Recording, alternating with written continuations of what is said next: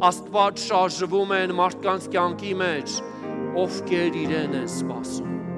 ովքեր գիտեն սպասել աղոթքի մեջ։ Գիտեք, եթե անգամ մենք վերցնենք ու նայենք ինչ է նշանակում սպասել, սպասելը ակնկալիք է ինչ որ բանի,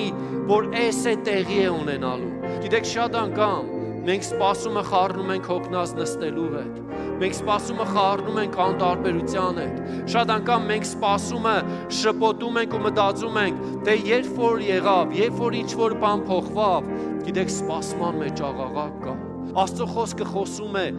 ներսից անկեղծորեն աղաղակի մասին։ Այսինքն ճգնաժամ, որի մեջ դու գիտակցում ես, որ այնքան կարևոր է Տիրոջ հոգու հոսքը քո կյանքի մեջ, որ դու քո ամբողջ էությամբ ուղղակի աղաղակում ես նրան։ Եվ այդ աղաղակ ուղղակի ոչ թե աղմուկ է, ոչ թե գոռոց է, այլ գալիս է քո ողջ էությունից։ Որն է այսօր քո աղաղակը այն դառնության ու ցավի մեջ, որը կա քո կյանքի մեջ։ Որն է այսօրվա քո աղաղակը այն հիվանդության, տգարության մեջ, որը կա քո կյանքի մեջ։ Աստված շարժվում է այն մարդկանց համար,